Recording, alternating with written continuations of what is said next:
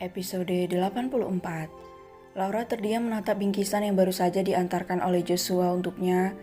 Laura bahagia mendapat perhatian penuh dari Marvel, tapi Laura juga merasa sedih karena hari ini adalah pertemuan Marvel dan Ariana di kantor pengadilan agama. Ya, mereka akan benar-benar berpisah. Ah ya Tuhan, apa hamba berdosa karena bahagia di atas kesusahan Nyonya Ariana? Gumam Laura sedih. Laura tidak pernah sedikit pun membayangkan semuanya akan hancur seperti itu. Laura hanya berpikir tugasnya akan selesai jika Marvel bisa melihat kembali.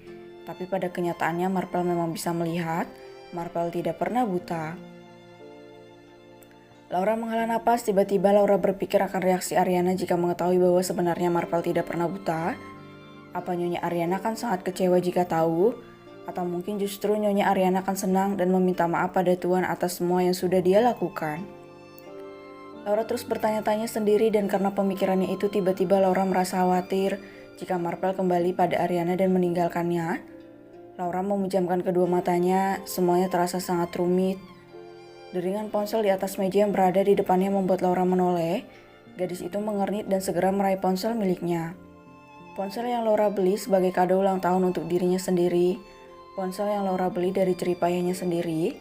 Lucu memang, Laura memberi kado untuk dirinya sendiri. Nomor baru. Laura menatap bingung layar ponselnya yang memperlihatkan nomor yang tidak dikenalnya. Memang tidak banyak nomor yang Laura simpan karena tidak banyak pula yang menghubunginya. Laura memaklumi hal itu karena Laura juga sadar dirinya bukanlah sosok yang banyak diharapkan orang di sekitarnya. Angkat nggak ya? Laura bingung akan mengangkat telepon tersebut atau mendiamkannya saja. Bukan tanpa alasan Laura berpikir seperti itu. Laura hanya tidak mau mengurusi sesuatu yang tidak penting, seperti orang salah sambung misalnya. Deringan di ponselnya berhenti, namun tidak lama masuk sebuah notifikasi pesan. Penasaran, Laura pun segera membuka pesan tersebut. Selamat siang. Laura menyipitkan kedua matanya melihat pesan yang dikirim oleh nomor asing tersebut. Laura curiga dengan bahasa formal yang ditulis oleh si pengirim, dan Laura berpikir mungkin itu hanya orang iseng yang ingin menipunya. Enggan membalas, Laura pun meletakkan kembali ponselnya dan satu lagi notifikasi pesan masuk ke ponselnya. Laura berdecak dan menghela napas, diraihnya lagi ponsel miliknya. Laura mengernyit saat si pengirim pesan memperkenalkan diri padanya. David, kayak pernah dengar. Laura tampak berpikir gadis itu merasa pernah mendengar nama David tapi lupa di mana. Tapi Laura bukan gadis labil dengan rasa penasaran besar pada lawan jenis. Laura menggelengkan kepalanya bersikap tidak peduli. Laura yakin orang yang mengaku bernama David itu hanya orang iseng saja. Laura meraih bingkisan yang dibelikan Marvel kemudian masuk ke dalam rumah berlalu dari taman dengan membawa serta ponsel miliknya. Ketika Laura melangkah di dalam rumah pun beberapa notifikasi kembali masuk, namun gadis itu memilih untuk mengabaikannya. Nyonya. Laura tersenyum saat mendapati Mirna yang sedang membersihkan dispenser. Gadis itu kemudian melangkah mendekat dan meraih gelas yang ada di tempat pengeringan perabotan dapur. Handphone Mbak udah diservis? Tanya Laura membuka pembicaraan. Gadis itu tidak mau bersikap seperti nyonya besar di rumah itu. Baginya semua orang sama, hanya sikap dan kelakuan saja yang bisa membedakan. Sudah nyonya, saya juga sudah bisa telepon suami lagi. Jawab Mirna tersenyum dan sedikit menganggukkan kepalanya. Bersikap sopan pada istri kedua dari pemilik rumah mewah itu. Syukurlah kalau begitu. Saya sudah mengobrol banyak dengan Mbak Sumi. Dia orang yang baik dan rajin. Kata Laura sambil membuka bingkisan yang dibawanya untuk mengeluarkan isinya. Iya nyonya, syukur kalau nyonya merasa seperti itu. Laura hanya tersenyum saja. Sumi memang sangat rajin. Semua pekerjaan di rumah neneknya dikerjakan dengan baik. Sampai nenek Laura kebingungan sendiri harus melakukan apa. Laura menuangkan kunyit asam yang memang ada di bingkisan tersebut ke dalam gelas. Siapapun pasti tahu apa kegunaan kunyit asam bagi seorang yang sedang kedatangan tamu bulannya. Laura meminumnya separuh kemudian menatap lagi pada Mirna yang kembali fokus dengan apa yang sedang dikerjakannya. Mbak Mirna udah lama kerja di sini? Tanya Laura. Sudah nyonya, sejak Tuan Marvel dan Nyonya Ariana menikah saya sudah di sini.